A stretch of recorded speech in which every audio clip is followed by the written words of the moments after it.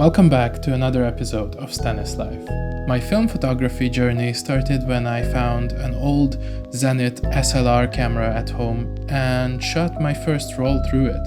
I was instantly hooked after seeing the developed images for the first time, and I still love the thrill of not getting to see my images that I shot right away, but instead having to finish the roll first and then get it developed.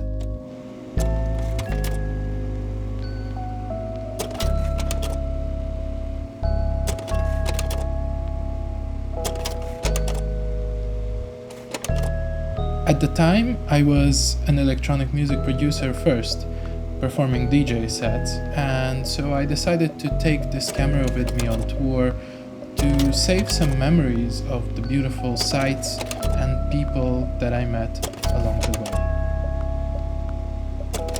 I wasn't a photographer and I couldn't afford a good digital camera at the time, so this was the perfect substitute for me.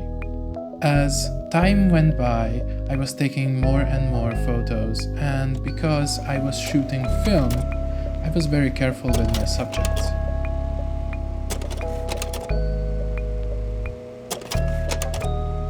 It's not that it was expensive, but I always had respect for that medium.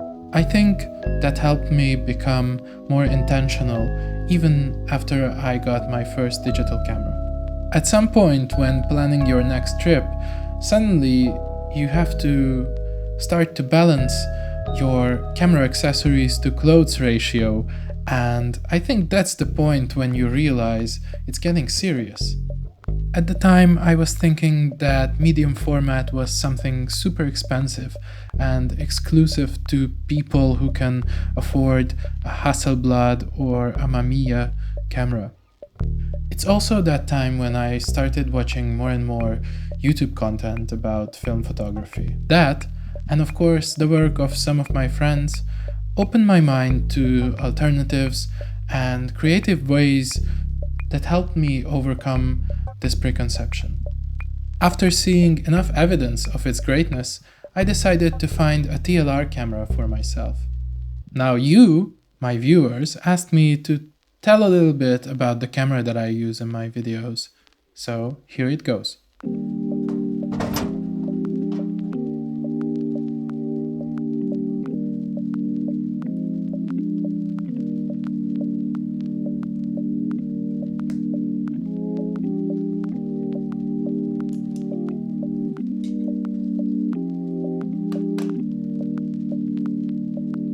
A TLR stands for Twin Lens Reflex. That means that there are two lenses on the camera body, one of which has a mirror too. The lens on the bottom is called a taking lens, and it's the one exposing your film with a leaf shutter built into the lens. The one on top is called a viewing lens. This lens is projecting your composition onto the ground glass through a 45-degree mirror. The two lenses move together on the focusing plate when composing. The simplicity of the mechanics is one of the advantages of a TLR camera. This setup allows you to change the aperture without affecting the brightness of the focusing screen. On the ground glass, you get a horizontally mirrored image, which makes it really difficult to compose in the beginning. After some time you get used to it, and even though it never got convenient to me, it is not difficult anymore. You only get to compose properly through what's called a waist level finder. This is important because you can't really take images from an eye level. That would require you to use a tripod and something to climb high enough to look through the viewfinder. One last disadvantage is that taking close-ups may be challenging because of the parallax error you get from the distance of the two lenses. However, this is not an issue for me because I take mostly landscape photos and portraits. Also, TLR cameras are usually less expensive than SLR-style medium format cameras.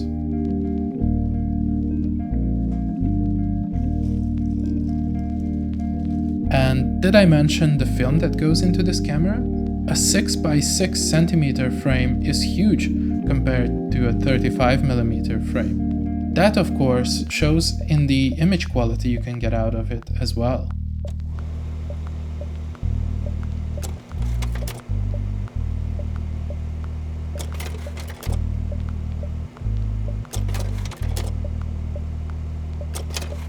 I still remember the day when I finally bought this camera very clearly. And I can't lie, it still makes me just as excited to go out and shoot this thing as it did for the first time. My girlfriend at the time, now wife, was studying in Cologne, or as they call it in Germany, Köln. I was with her there and I found this beautiful camera online in a nearby town in Belgium. We decided to make it a day trip on a weekend and pick up the camera in the meantime. The way things and places appear when looking through the viewfinder is a captivating experience. That year, I ended up taking some of my favorite photos and learned so much about composition. I think that was also the first year when photography took over the place of music production in my life. I never stopped making music, but there's just something so profoundly gratifying about taking photos that I felt only mostly in the beginning of my music production career, but could not reconnect to that feeling after some time and possibly a big old burnout.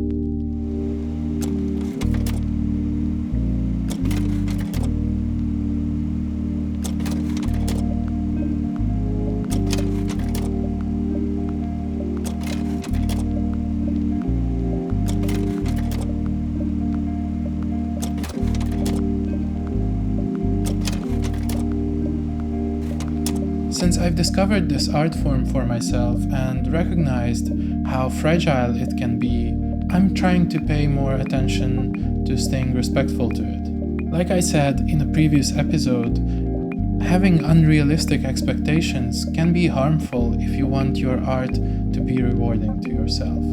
To me, it's amazing how a tool like a camera can have such a huge impact on your work.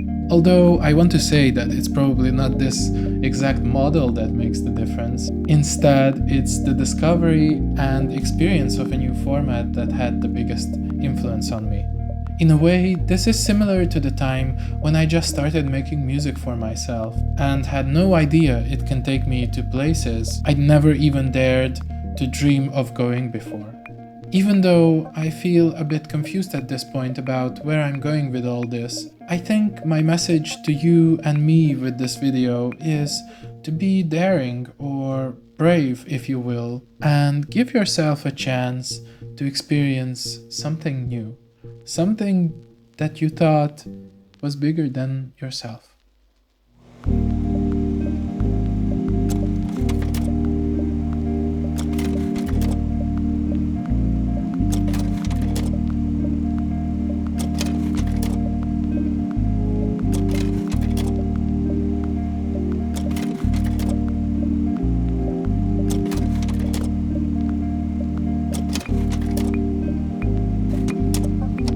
If you liked this video and would like to support me, besides hitting the like button and subscribing to my channel, you can also check out my Patreon page that I created recently, where you can become my supporter for as little as the cost of developing a roll of film, or as much as you like. Thank you for staying with me until the very end of this episode, and I will see you next time.